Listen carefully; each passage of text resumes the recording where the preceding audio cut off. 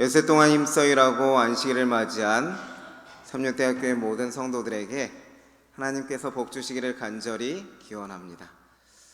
찬양을 들으면서 많은 감동이 저에게 몰려왔습니다.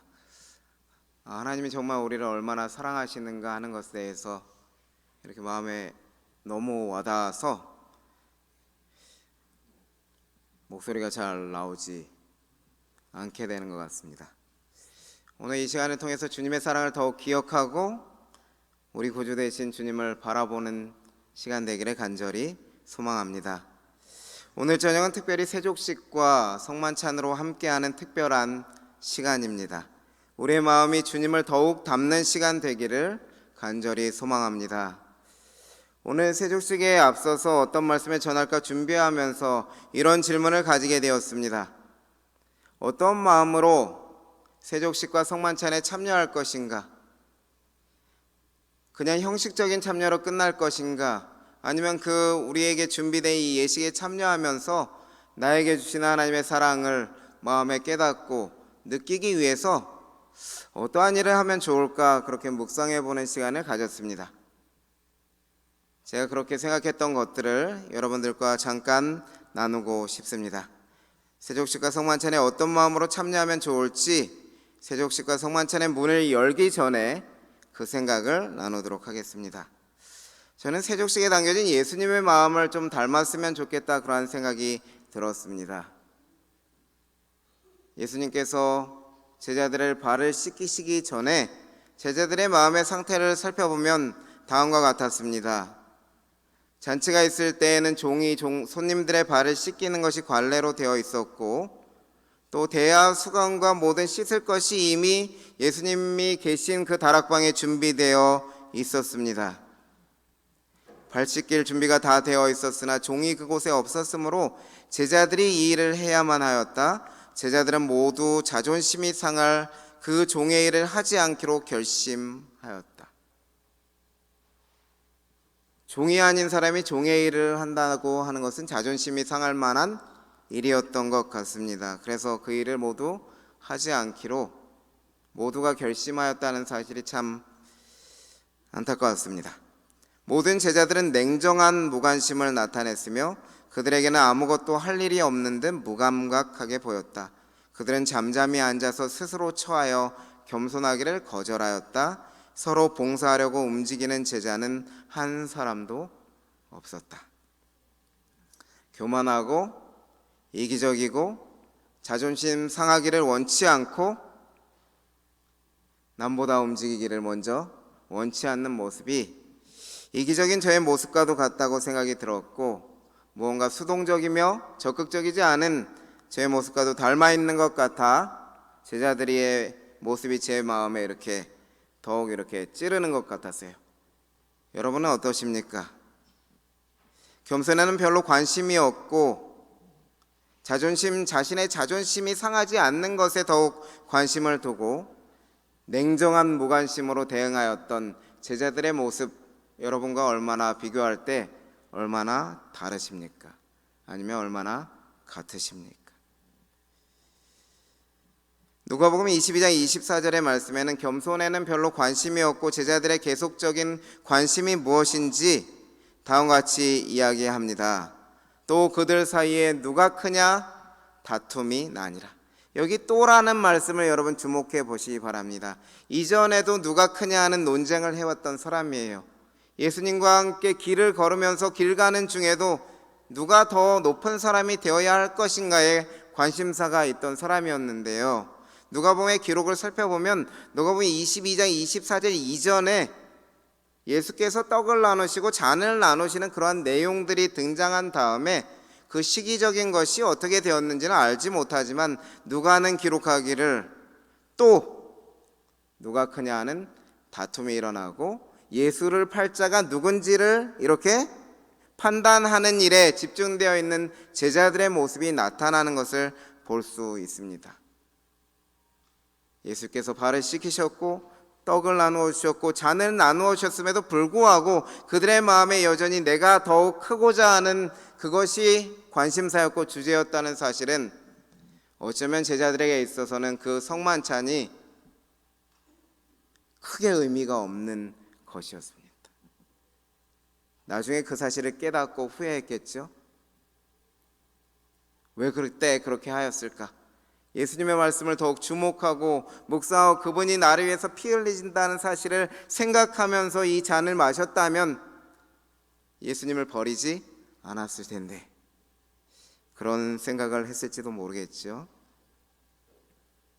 예수께서 잡히시기 전 예수님과 함께하는 마지막 시간이 너무나 아깝게 흘러갔던 것이지요. 겸손과 화합의 자리가 되어야 할 자리가 교만과 다툼의 자리가 되었다니요. 오늘 여러분이 앉으신 이 자리가 어떤 자리가 되기를 기대하십니까? 어떤 시간이 되었으면 좋겠습니까? 저는 예수님처럼 되기를 원합니다. 예수께서 하신 말씀을 마음에 새기며 여러분께서 세족시기를 행하시기를 기대합니다. 앉아서 먹는 자가 크나 섬기는 자가 크냐? 앉아 먹는 자가 아니냐? 그러나 나는 섬기는 자로 너희 중에 있노라. 여러분, 오늘 세족식을 하면서 예수님의 마음을 달라고 기도하면서 행하시면 좋겠습니다. 아무리 여러 가지 예식을 행하였어도 또다시 놓고자 하는 마음이 일어났던 연약한 인간들에게 필요한 것은 기도입니다. 예수님처럼 섬기는 자로 있게 해달라고, 자신의 모든 자존심을 내려놓고 정말 서로를 사랑할 수 있는 마음을 달라고 그렇게 기도하시기 바랍니다. 섬기는 자로 너희 중에 있다고 말씀하신 주님처럼 우리도 주님 앞에서 섬기는 자로 있어야 되지 않겠습니까? 교회는 대우받기 위해서 오는 곳이 아닙니다. 서로 섬기고 보살피는 가운데 사랑의 관계를 경험하기 위하여 오는 곳입니다. 다른 사람의 발을 씻어줌으로 깨끗하고 상쾌하고 청결하게 되도록 도와주는 것처럼 허다한 허물을 사랑으로 덮어줌을 통하여서 서로의 섬김이 활발함을 통하여서 사랑의 관계가 회복되는 것이 우리가 하나님의 교회, 몸된 교회에 출입하는 목적입니다. 저는 우리 교회가 그렇게 되기를 기대합니다. 이런 마음을 품으면서 세종예식을 행하셨으면 좋겠고요. 성만찬에 어떤 마음을 가지고 참여하면 좋을까? 그 부분을 마지막으로 말씀드리도록 하겠습니다. 성만찬은 말 그대로 만찬이라는 의미가 식사라는 것을 담고 있기 때문에 식사가 가지고 있는 특별한 의미가 있습니다. 6월절 만찬 메뉴는 유대인들은 이런 식으로 메뉴를 준비하고 먹는다 그래요. 무교병인 마짜를 준비하고 또 어린 양을 잡아서 이렇게 먹지 않습니까? 그래서 어린 양을 구운 것을 이렇게 준비하고요. 그리고 쓴 나물을 준비하고 그 다음에 그것을 쓴 나물에 찍어 먹을 수 있는 소스도 이렇게 준비합니다. 두 종류의 소금물도 준비하고 또 여러 가지 과일을 섞은 달콤한 소스도 준비합니다. 그리고 특별히 달걀이라고 하는 것을 같이 이렇게 삶아서 먹기도 하는데요. 이러한 의미를 제가 다 설명드릴 수는 없습니다. 그렇지만 제가 이것을 연구하면서 보는 중에 저에게 가장 인상적이었던 한 가지를 여러분에게 소개해 드리고 싶은데요. 제가 굵은 글씨로 이렇게 표시해 놓은 6번째 포도즙을 마시는 것이 어떤 큰 의미가 있었는지 생각하기를 원합니다. 그래서 이따 우리 성만찬에 나누실 때에 여러분들이 잔을 마시면서 이 생각을 좀 하고 잔을 마셨으면 좋겠다는 생각이 들었기 때문입니다. 여러분, 만찬에 있어서 포도주를 마시는 것이 상당히 중요한데요. 유대인들은 만찬을 하면서 4번에 걸쳐서 포도주를 마시게 되었습니다. 4잔의 포도주를 마시면서 어떤 생각을 하면서 마셨을까요? 그들은 이런 생각을 하면서 마셨습니다. 그러므로 이스라엘 자손에게 말하기를 나는 여호와라. 내가 애굽 사람의 무거운 짐에서 너희를 빼내며 그들의 노역에서 너희를 건지며 너희를 속량하여 내 백성으로 삼고 나는 너희의 하나님이 되리니. 그래서 계란 반 개 정도의 잔에 담길 분량의 포도주를 4잔을 마시면서 다음과 같이 말하면서 한 잔씩 이렇게 포도주를 마시게 되어 있었습니다. 구원과 자유와 속량과 백성으로 삼으심에 대한 것을 생각하면서 마시도록 되어 있었는데요. 6월절 순서가 먼저 성결의 축복을 의미하는, 구별되었다는 것을 의미하는 축복을 하면서 시작되는데요. 그때 첫 번째 포도즙을 마시게 되어 있었습니다. 그때 사람들은 외치면서 잔을 마셔요. 내가 너희를 빼어내리라.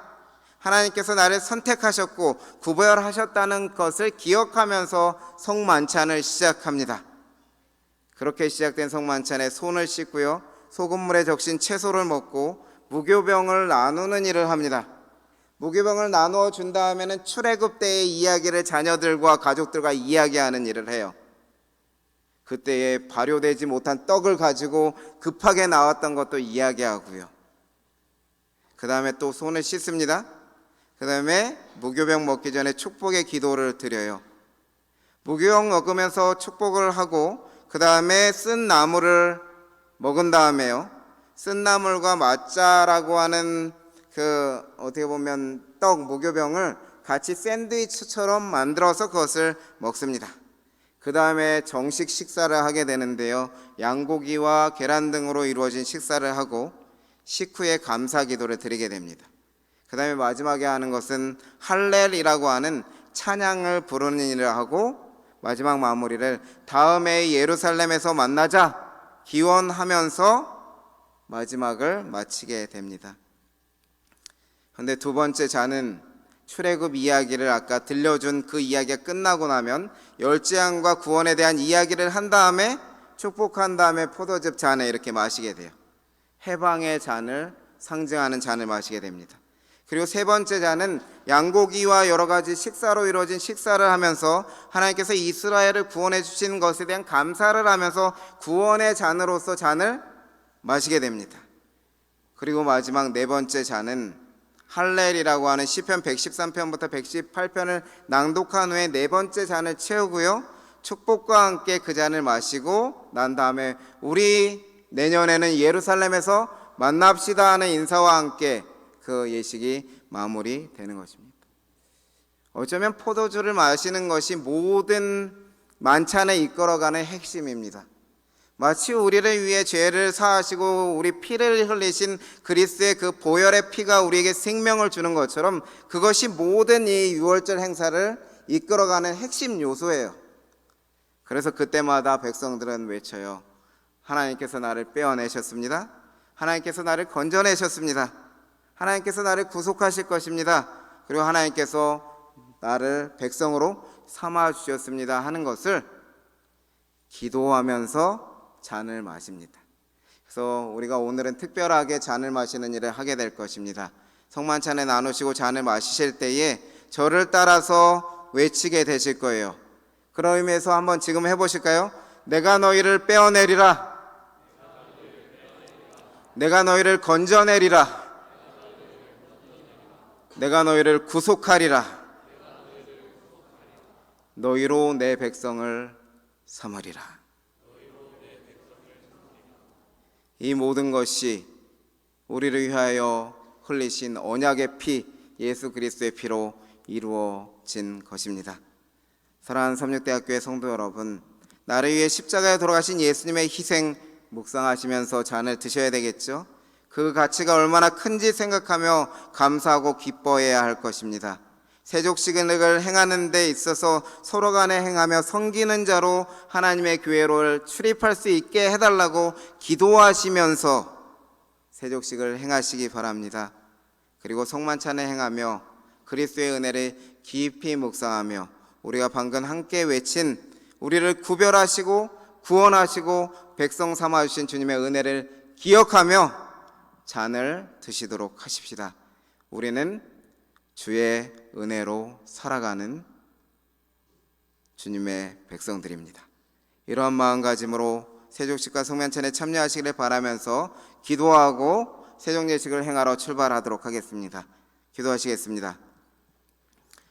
사랑과 자비의 아버지 하나님, 유월절 만찬에 담겨진 의미를 알게 하셔서 우리를 구속하신 그리스도의 은혜에 대하여 다시 한번 확인하고 생각해보는 시간을 가지도록 하셨으니 이러한 주님의 사랑과 은혜가 오늘 세족식과 성만찬을 통하여 경험되게 하여 주시고 주님의 사랑에 대한 깊이가 깊어지는 소중한 시간 되도록 이 시간 함께하여 주시옵소서.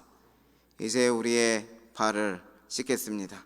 서로의 발을 씻길 때에 섬김의 마음 주시고 기도하면서 서로의 발을 씻기고 사랑의 마음으로 씻기도록 주님 역사하여 주시옵소서. 우리의 기도를 들으심에 감사하며 우리를 사랑하시는 예수님의 이름으로 기도드립니다. 아멘.